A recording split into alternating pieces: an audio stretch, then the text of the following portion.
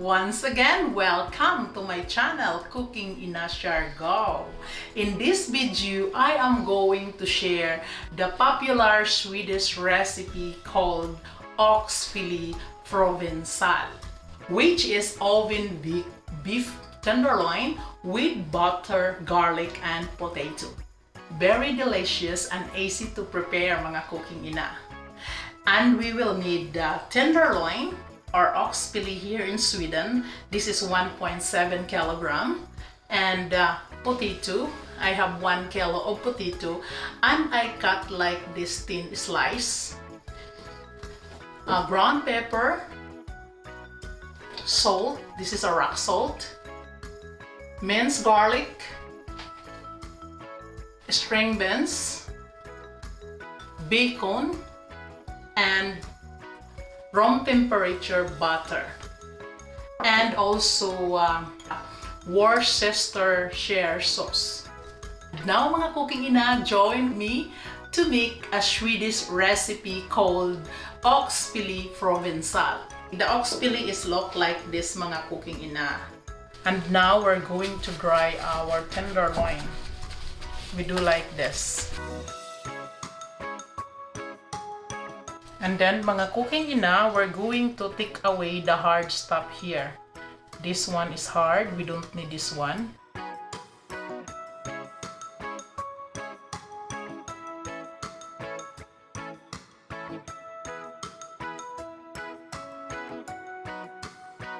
And now mga cooking ina, we're going to cut in the middle.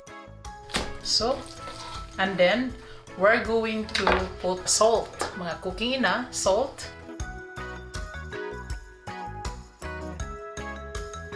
And then in the other side,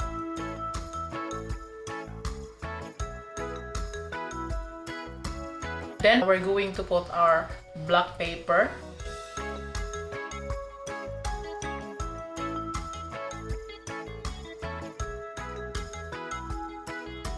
So now mga cooking ina, our oxfilé or tenderloin is ready to fry in our grill pan. Now mga cooking ina, we're going to dry our potato. We do like this, mga cooking ina. We dry this one before we fry, mga cooking ina. We fry in butter first before we put in our baking plate, and then put it in the oven together with our oxfilé or tenderloin. Then we're going to dry this like this.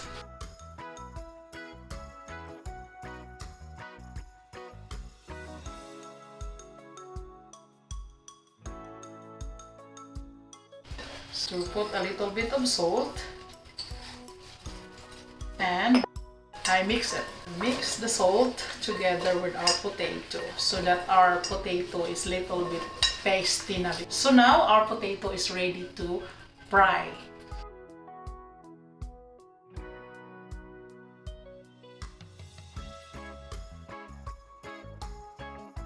And now mga cooking ina, while we're waiting for our potato to fry, we need to start our other ingredient for our recipe. So I have 100 grams of butter, and I'm going to mix our minced garlic in our butter. This is room temperature butter, and we're going to mix this. We do like this, mga cooking na. I like the smell of the butter. It smells good. This recipe, first I tried this here in Sweden. It's very good, mga cooking na. This is one of the favorite Swedish dish of my children too. Mga bagets, mga teenagers, they love meat, mga cooking na. So, look mga cooking ina, this is the texture supposed to be to our garlic butter. Then we're going to put our Worcestershire sauce, 10 drops, 1, 2, 3, 4, 5, 6, 8, 9, 10. And then we mix well again, mga cooking ina. Next, we're going to prepare also our string beans. We do like this, mga cooking ina. I I just want to cut a little bit here so that it's look good, and with bacon mga cooking ina. The bacon, this is a bacon. We're going to roll our string beans here. Do like this mga cooking ina, our bacon to our, so we fry, it's ready for our first stick. We do like this. So now mga cooking ina, after this, we're going to put it in our oven, which is preheated for 175 degrees Celsius to continue cooking our potato. Next mga cooking ina, we're going na to fry our tenderloin or ox fillet in our grilled frying pan. Come with me mga cooking ina, how I fry or grill our tenderloin or ox fillet in my stove. To fry our ox fillet or tenderloin mga cooking ina, we need to put in a very high heat so that we can achieve the grill we look for to our ox fillet. First, we do like this with the butter.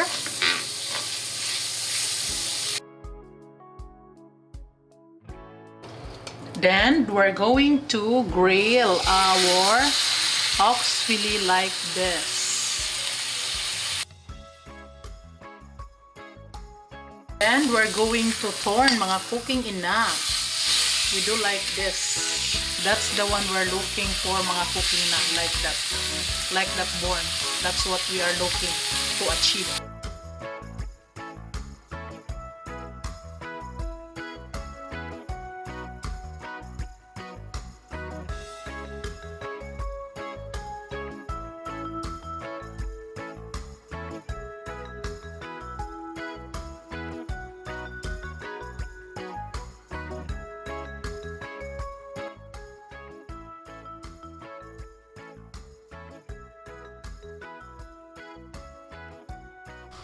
And now mga cooking ina, after we bake our potato in the oven, while we are frying our beef, we need to put our beef in here like this mga cooking ina.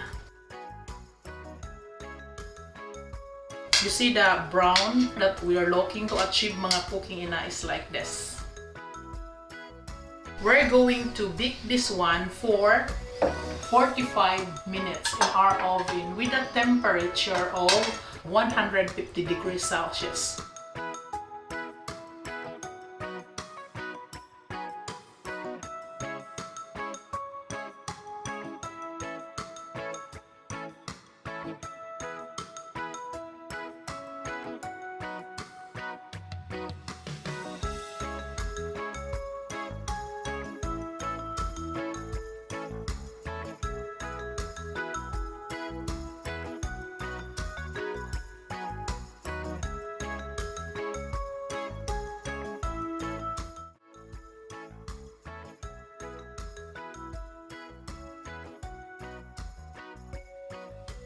And now, after resting our meat, we're going to slice our meat, mga cooking ina.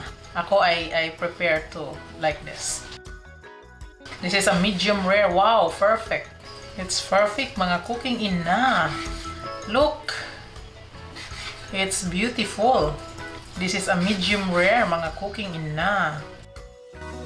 Then the next one. Perfect again. It's very good. Uy, uy, uy. And now mga cooking ina, I'm going to assemble our dish like this.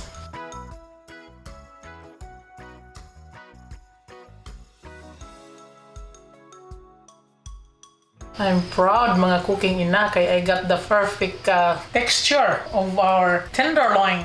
Next, we're going to put our butter for the final one, mga cooking ina. We do like this.